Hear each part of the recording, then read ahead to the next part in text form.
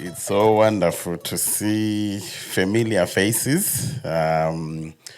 Most of you we have met in Naivasha. I think that was the first time for a lot of colleagues I'm seeing here. And I also have very fond memories of meeting a lot of you in Akosombo.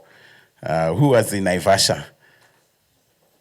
Okay, and who was in Akosombo last year? Okay, no, fantastic.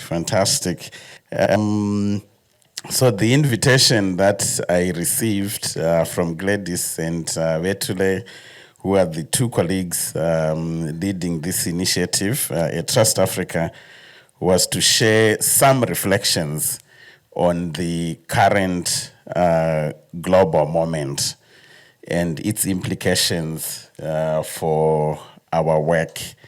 So reflections by their nature, they are free-flowing, which means I will start something, provoke certain thoughts, pursue certain train of thoughts, and really leave them for the room to engage and develop further.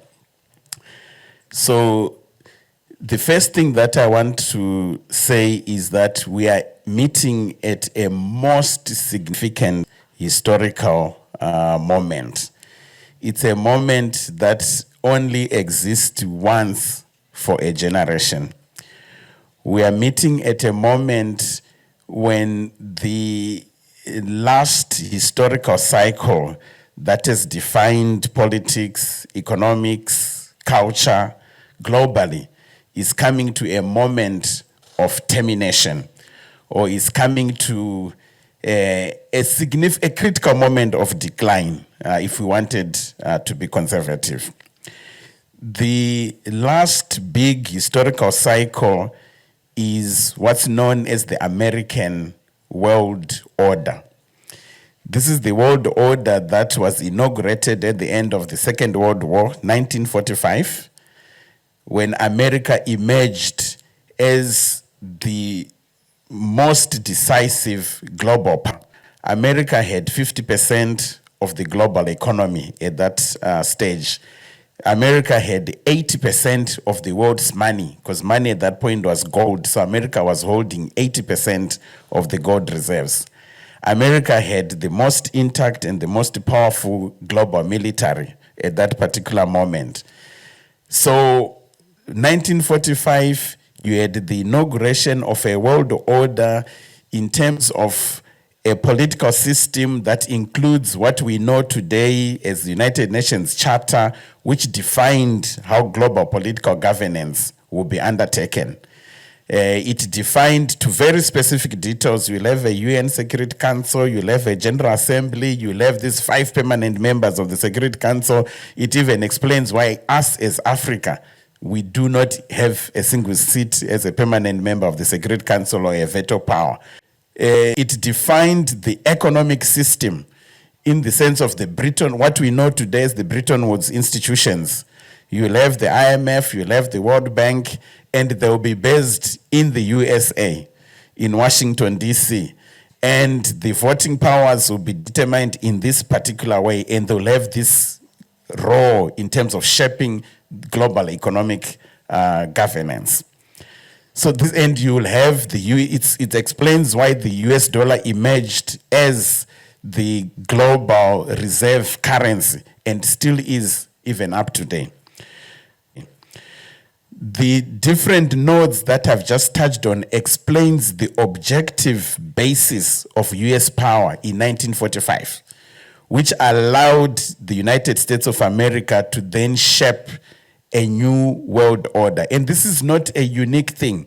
If you go back, whether it was the time of the Roman Empire, or you go back to the Dutch period, or you go back to the period that the British Empire existed, you'll actually see the same dynamics that I've touched on applying in all those different situations, including the power to shape law. That's why today if you say Roman, Dutch, English law, it means something.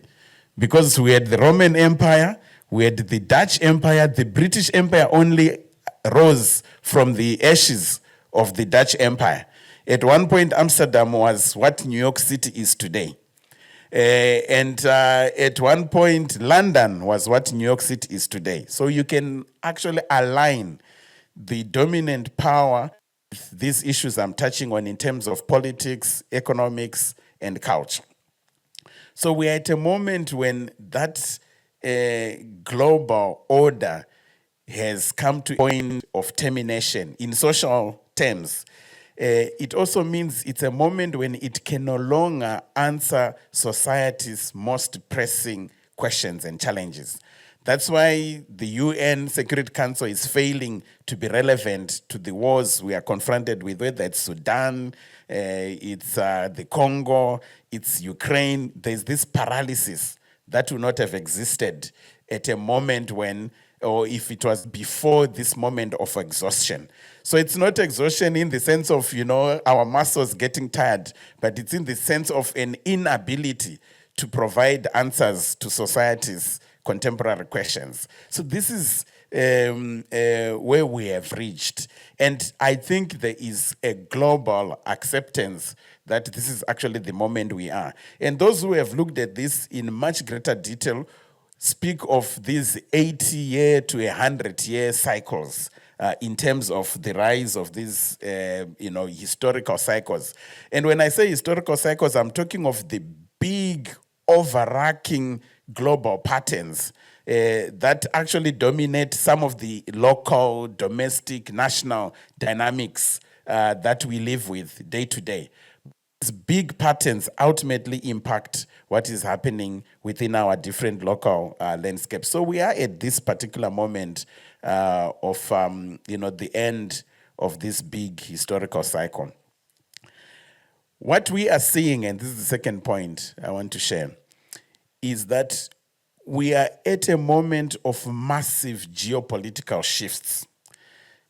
From the period of a unipolar world dominated by the US, especially in the wake of the collapse of the Soviet Union, we are now at a moment where we're seeing the rise and emergence of Brazil, Russia, India, China, South Africa, which have been known as the BRICS. But you can go further, Turkey, Indonesia. There are these economies and these regional powers that you are seeing emerging. So there's a diffusion of power from a unipolar center to these different regional communities. But it also means there's competition in terms of agendas that are being put on the table. There is increasing complexity in terms of negotiating and coming to an agreement, even at the basic level of saying these are the rules that will apply. In a sense, we are also seeing the fraying of multilateralism. That's why in multilateral platforms that we have known to be significant, like the ICC, for example, International Criminal Court. When Benjamin Netanyahu was in the US a few weeks ago, there was not even talk of, this is someone who is indicted by the ICC. Whereas in previous years, this would have been a big issue because right now such platforms are becoming nullified. You are seeing challenges in terms, I spoke already about the UN Security Council. Multilateralism in general is thoroughly strained and failing again to save the road that you'll expect it to roll. But look at what has happened, especially with the inauguration of the Trump administration right now. The withdrawal from the Paris Agreement, the withdrawal from the Human Rights Council, the withdrawal from the WHO. So you are seeing the crippling of all these multilateral platforms that are actually very significant and relevant to the work that we do. Because these are the platforms through which we channeled our advocacy. These are the mechanisms through which we demanded accountability at national level as well as at global levels. So we are actually seeing that with this fraying of multilateralism, these platforms are not in a position to be able to play the role that they've played historically. But there's also the question of diminished trust that we saw, especially Brima spoke about this initiative coming in the wake of COVID, how at that particular moment, Africa was completely left out, and even platforms like the WHO could not play a role of ensuring vaccine equity, for example. We were left out when the rest of the global north will have 5 vaccines per person stocked up somewhere. They were the only ones who were going to survive and repopulate this world if our good Lord had not saved us. So those institutions, we are seeing that diminished trust. It's a reality. But it also shows us that we are dealing with a system that was built for a different era. Brima and I were in Addis last week or a couple of weeks ago, and one of our colleagues was saying it's like you have a computer that has a software that was installed in 1945, and we're still running that software. It crashes. It can no longer run the different questions that you're pushing at it. And that's why us at Trust Africa, we are part of the initiatives to say Africa needs to have a seat or seats at the United Nations Security Council, reforming global governance in general, including reforming global financial governance, because again, this software is totally outdated. I want to move to the third point, which is about one of the biggest trends we are seeing is to do with the erosion of democratic norms. But I want to broaden it and say it's democratic and societal norms. We are seeing the rise of authoritarianism globally, where sitting governments are instinctively ready to crush dissent, close civic space. We are seeing the precarious and very difficult conditions that activists are operating in many places, not just on the continent, but globally. Where lawfare is used against activists, violence is meted against activists, all the way to situations where we are dealing with murder. The questions around safety and security and the protection of activists have never carried the same kind of weight as they are carrying right now. So there's a big tendency or trend that we are dealing with around this rise of authoritarianism. And connected to the fracturing that we are seeing at a global level, where the big powers are really competing in terms of saying, okay, who then shapes the next world order? And in that competition, it's a tough, brutal game. So us raising voices and us insisting that we have rights as citizens, it's actually seen as an inconvenience.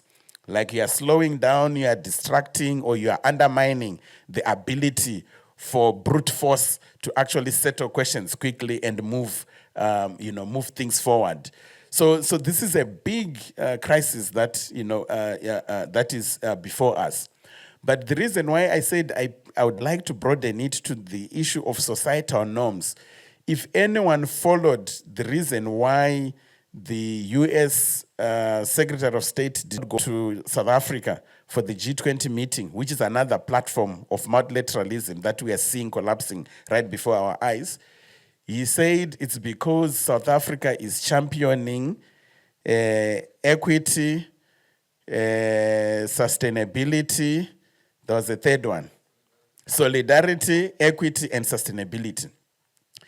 These are norms that we used to take for granted at a societal level. That sustainability, who will speak against it? Equity, who will speak against it? Solidarity, who can speak against it? The mutual obligation that me and you have to be there for each other. I mean, who can come up and challenge that? But this is the official reason why Marco Rubio did not go to South Africa. He said South Africa is championing DEI. And because of that, we cannot waste American taxpayers' money going to South Africa. So societal norms that we thought are so basic and established are also being challenged right now. And there's a big contestation to define what will become the new norms in terms of, the next big historical cycle that is emerging before us. I want to move on and mention a fourth trend. And this is what Yanis Varoufakis calls techno-feudalism. It's something that I think we all need to, even I am not, fully steeped in it, but I think he has a point. He's saying the power that the tech giants have right now in this current moment we are living in it's near sovereign, decisive power. That's what the tech giants that are there, whether it's your X or Twitter, your Amazons, you can your Facebook, Meta, you can call them. These have become extremely powerful actors with really decisive power in terms of shaping the pathways to our future and our everyday reality. But he's framing it as techno-feudalism because he's saying we have now created a new selfhood where all of us, by waking up in the morning and posting on LinkedIn, posting on Twitter, posting on all of this, you are actually creating value on these platforms because these guys are controlling these markets. It's not even like open markets or open competition. We are creating value the same way that the serf of the old world worked the land and the lord of that period collected those rentals. This is exactly what is happening right now. Every single day we are working to create rents for these big tech companies. That's why they're extremely wealthy and they're all trending towards becoming trillionaires, including the ones who have created the new AI platforms. And it's a completely different relationship because it's not like the old classical capitalist model where they are living off profits.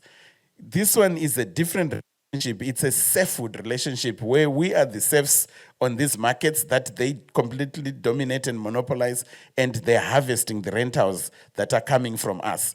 So it poses very significant questions for us, this techno-feudalism, including all the way to, do we need to start to think about our own independent markets, digital markets, for example, under CFTA, for example. Like, because of the value that is being created, we are working, most of us are just working for free. The attention that you give to Google right now, it's value that is being generated, and that money is going straight to the techno-feudalist who runs that platform. So the technological trend is shaping society in ways that are completely unimaginable right now and creating the biggest inequality imaginable in terms of wealth. And this is a big issue. I think that is before us. Let me move to the fifth and then conclude. It's the funding landscape shifts that are before us. And it's an established fact that historically we have, as African civil society, relied on funding from the global north. Whether it's in terms of governments, in terms of foundations, thank you, Bill and Melinda Gates Foundation. It's in terms of multilateral agencies. We've historically relied on funding from the global north. The shifts that are happening, that I've been talking about in terms of this moment of a new world disorder and this quest to recreate or to define the next order, also mean that there is now an increasing connection between aid, let me say development finance, and strategic interests. And when we say development finance, by that I mean, aid, grants, even investments. Your own money as an investor from the US, you cannot just independently say, I'm going to set up a factory in China to manufacture chips, because there are restrictions that will be applied there. So there's this link that is now so dominant in terms of development finance, the way it's structured and the way it flows, and the strategic interest of different countries. But it also means that the old talk that we've had to say priorities must be shaped from below, by communities, by those who are closest to the problems, that is not aligned with this shift to strategic interest. And sometimes strategic interest simply means countering a rival power so that you are the ones who dominate. So this is a big issue which threatens us in many ways, in the sense that the agendas that we drive, which are informed from our communities, from the grassroots, tend to be undermined in a matrix like that. So it also means that we really need to think seriously about diversifying our funding sources and thinking about completely new sources of financing, but starting with local resources. This is one of the things that Trust Africa exists for and has championed from the beginning. Mobilizing local resources, domestic resource mobilization, the governance of local resources, but we really need to think about it now as if our lives depend on it, because there's a lot of unreliability and unpredictability in the traditional flows of development finance that we have relied upon. So we now need to think seriously about what local philanthropy means, what the diaspora can bring into the equation, but also very significantly, what social enterprise means for us as civil society organizations. Are there certain things that we can start to connect to or to do, or certain models that we can start to champion that have a social enterprise component, so that we are raising independent resources? If we don't engage that question thoroughly, we are really in serious trouble. So as I conclude, I want to say it's as I said, it's the end of this historical cycle. It's a moment of all these questions that we've posed, but it's also a moment of immense possibility, because right now everything is in question. So if I'm to say anything to us, is that we are called upon to have a historical ambition and historical imagination in this moment.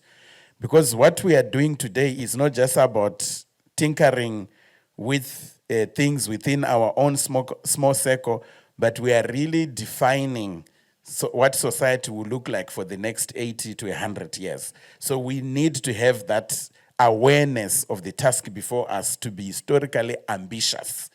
So that we are really dreaming big, we are really making bold positions, radical propositions, and we are really, building our knowledge, our experience, our resilience into that equation to validate the propositions that we are putting on the table.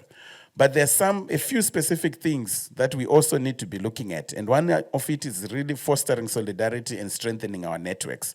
So I am so pleased that this conversation is framed as network building, partners network building, because more than ever before, we need to be connected to each other, we need to be collaborating, we need to be networked, we need to be building solidarity with each other, because we need to become a power, and we can't become a powerful force if we are atomized as individual institutions. And we also need to start to think about connecting beyond sector, beyond themes, beyond generations, even beyond our borders, our regional networks and our global networks. Secondly, we need to think about global advocacy.